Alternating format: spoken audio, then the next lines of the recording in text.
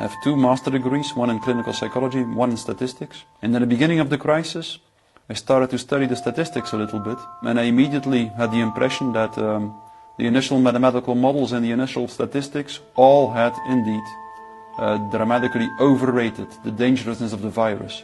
That was the moment when I started to think how it was possible that an entire society and an entire population was in the grip of a narrative which in many respects was blatantly wrong or absurd. After a few months it became clear to me that the only mechanism that could explain what was happening in society was what is usually referred to as mass formation.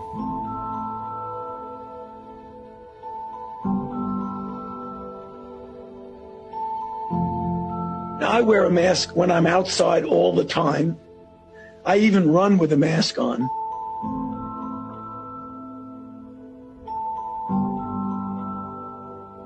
And also because I want to make it be a symbol for people to see that that's the kind of thing you should be doing. I wear a mask to school. I wear a mask to school.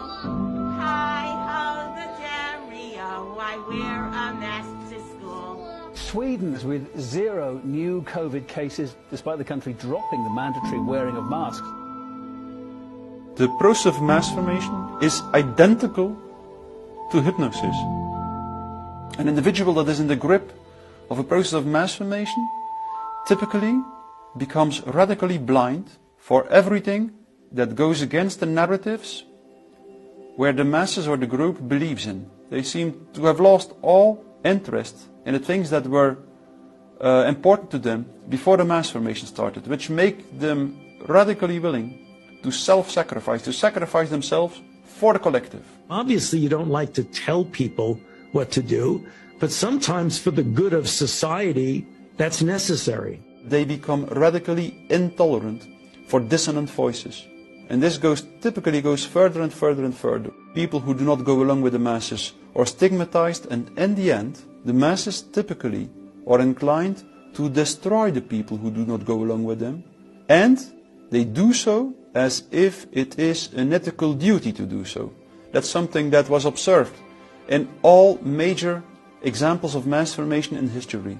Whether we are talking about the Crusades or the witch hunts or the French Revolution or the Soviet Union or Nazi Germany, in all the major mass formations, we notice the same end point of the process, namely the tendency to commit cruelties, usually to destroy the people who do not go along with the masses, and that it is exactly that what makes the process so dangerous. This is becoming a pandemic of the unvaccinated. The people who are not getting vaccines, it's time to start shaming them. Because frankly, we know that we can't trust the unvaccinated. F them, f their freedom. I want my freedom to live. No, screw your freedom. You're a schmuck for not wearing a mask. We have to stop coddling the morons who will not get the shot. Shame on you. No mask, get out! Put on your mask or get off.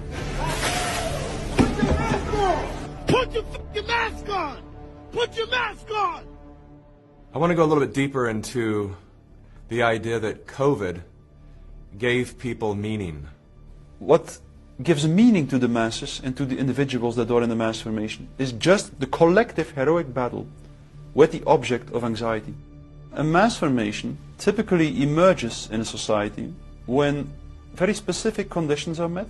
First and for all, the most central condition is a major part of the population needs to feel lonely. That's crucial. Breaking news, stay at home. That is the order tonight. We must enact an immediate stay-at-home order. We're going to go visit Mom. I'm going to bring the home family to see Mom. No. We all need to stay home. Stay at home. Stay home. Stay home. Stay inside. Stop socializing. That's starting to take a toll. It's understandable. But we can't afford to stop now. Go home and stay home. Once people feel disconnected from their environment, they will typically start to experience a lack of meaning making in life. And then, in a third step, once people feel socially isolated, confronted with lack of meaning making, they will be confronted with anxiety, frustration and aggression. And under these conditions, if a narrative is distributed through the mass media, indicating an object of anxiety and a strategy to deal with this object of anxiety, they suddenly connect to one small object of fear, for instance the coronavirus, and then people don't feel lonely anymore. They feel connected again. But the new kind of social bond is highly problematic, just because the bond is never between individuals. It's always a social bond between individuals and the collective, through which an individual shows that its own individual interests are less important than the collective interests. You are not doing this for yourself. It's so you don't kill other people. You don't take it for yourself, you take it for your family. Sounds trite to say it, but we're all in this together. Would it be accurate to say that at the root of all of this madness is our intrinsic desire to be connected? Yes. I think that mass formation shows us that people are intrinsically social beings.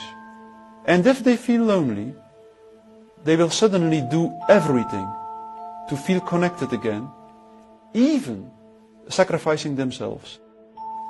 In the confrontation with emerging totalitarianism, the most important thing is always that the dissonant voices continue to speak out in a as sincere, honest and peaceful way as possible. Non-violent resistance is what always works best. It's a bit cynical, but it is in the end good news. That mass formation and totalitarianism always destroys itself in a relatively short time span.